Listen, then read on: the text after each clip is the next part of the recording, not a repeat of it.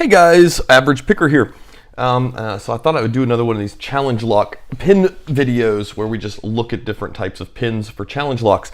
And I wanted to put this one back together, so figured, hey, let's do this. So these are made, and these were actually in the last challenge lock video I picked, but these were made by West Coast Picks.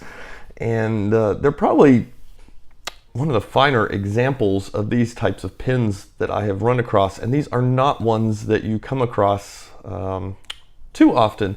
Starting to see them a little bit more, and I don't even know what to call them. You know, they're kind of Swiss cheese, asymmetrical, chiseled pins, gouged pins. Yeah, I'm not really sure what to call them. If they even have a name. I don't know how long they've been kind of floating around out there as an idea either. But they're really neat and they're pretty unique. Now, one of the strengths of these kind of pins is also simultaneously its drawback. These can be very random, and we can talk about that in a little bit as to why that is.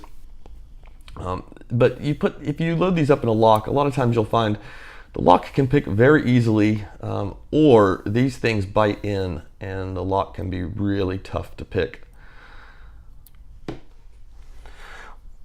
But from a repickability standpoint, it makes these locks pretty cool because it essentially means you can give the lock a shake, get these pins to kind of mix around a little bit. You know, they'll rotate some, and you get a whole different pick out of it. So it kind of never picks the same way twice for the most part. But yeah, these by West Coast, and he made these by clamping them up. These are some of the finer examples I have seen of these, especially that guy. That's some really neat work. Just how evenly and nicely spaced those are. When I have made these, they have come out looking closer to something like this, and not quite as nice.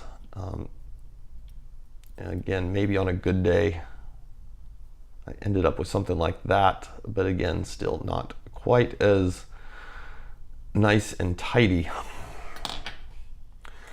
So we'll take a look at how to make them, and I'll start with kind of the basic way that I did them initially, which is just using the Dremel. And I'm kind of just using the Dremel as a vise. This vise, I love it for picking. It's not great for doing this kind of work on, though. It doesn't really clamp up. It doesn't hold the pin all that well. But the first ones I made, I did use a Dremel actually. And what I would start with would be a longer key pin. And I would just chuck it up. Let's see if I can do this off camera here, or if I have to go off camera, let me see. Okay, yeah, there we go. Oh, I just dropped it down in there.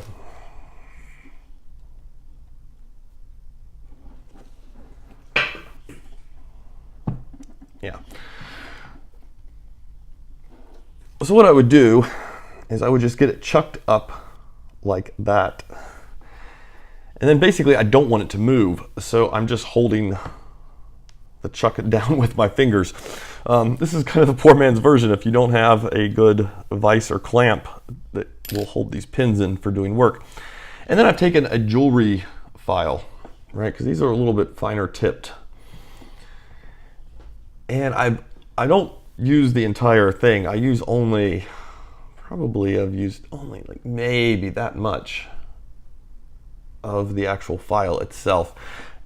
And you just brace the chuck so hopefully it doesn't start spinning on you. And you just very carefully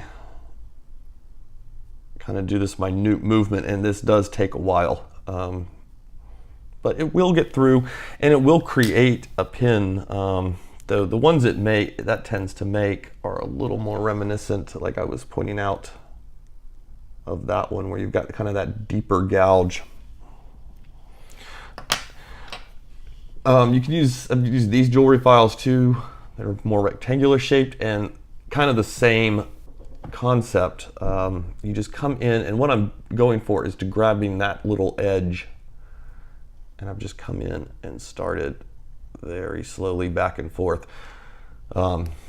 There could be a lot of slippage. It's just something you just start very little minute with it, get a groove going, and then you can kind of be in there and work it. You can also use, and this is not a larger one, I probably should have grabbed a larger one, but jewelry saw files, or jewelry saw blades, sorry. And again, it's the same concept. I'm chucking up the pin, I'm holding it, and it would help if I had the handle, but I'm just coming in and getting a cut going. Sometimes using the finer blades or even a razor blade to get the groove started is helpful, but just a little bit of movement, you get that groove going. And then what you can actually do with these is, as you're cutting, you can start to kind of turn it and rotate it a little bit. So instead of cutting straight down, you get it so you're cutting a little bit more kind of that way. And again, that will gouge some out. Now, the other way I've tried was out in the shed where there's a better vise, but it's really a horrible place to work. It's just dark, it's full of spiders, sometimes there's hornets flying around it. And I had some issues still. Basically, I had to get it in the vise, and I used a piece of, just a little piece of squared off wood kind of to put some supporting backing on it. Because otherwise I found that when I came in, hold on, dog's barking about something. Okay, I think we're good. But yeah, that I had to use some kind of supporting backing on it, because I found that sometimes the pressure, it wasn't enough. It didn't send the pin flying out of the vise, but it would start to tip it sometimes. And in those cases, what I used were basically the etching bits for the Dremel. Now this is kind of the larger one, just so you can see, and this is used for engravings. I tended to go towards the smaller versions,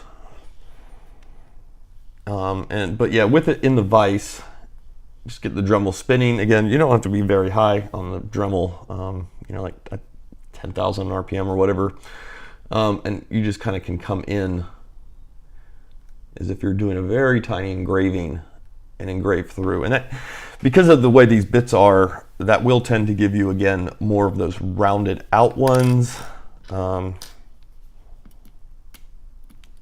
as opposed to these more kind of straight in edged ones, which I'm assuming he used a jewelry saw on that, but maybe he'll chime in and mention it. So yeah, these are not ones I've made a whole lot of, and they've been pretty ugly, and I've never even really used them in challenge locks, or that I've sent out. It was just kind of, first time I came across them was on a lock called Asymmetrical, and I thought it was really cool, and I tried a variety of different ways to make my own. So yeah, that's just a little glimpse at how you can start to make them. I am by no means great at making these types of pins though, and so maybe that's something for one of you other challenge lock builders out there you can highlight, is how you go about making these. But that's some different techniques that I've used that have at least resulted in more or less these kind of asymmetrical chiseled pins. So yeah, I mentioned though that they'd work kind of randomly, and hopefully by this time you're watching this, you kind of know about binding order and things like that, and how the holes are not technically perfectly evenly aligned. They're not perfectly round. We use those tolerances to our advantage along with tensioning to be able to pick locks. Hopefully you've got your head kind of wrapped around that. Because these are asymmetric, it plays off of all of those components. So yeah, sometimes, like I said, those pins, they will vibrate around a little bit and rotate some, and sometimes they just click into the right places, and when they grab, man, do they grab a hold of the shear line pretty tightly. But other times you can end up with them kind of rotating around in a way that's to your favor. And that makes it actually can be a little bit easier, and it plays in more favor to the picker.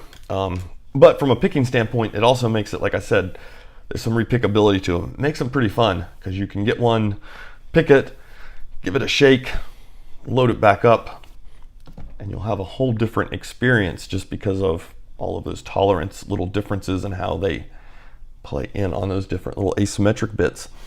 So yeah, just a brief little look there at these asymmetrical chiseled pins. Like I said, I'm not even sure what they're called. If they have a name, by all means, leave it in the comment. I've often wondered.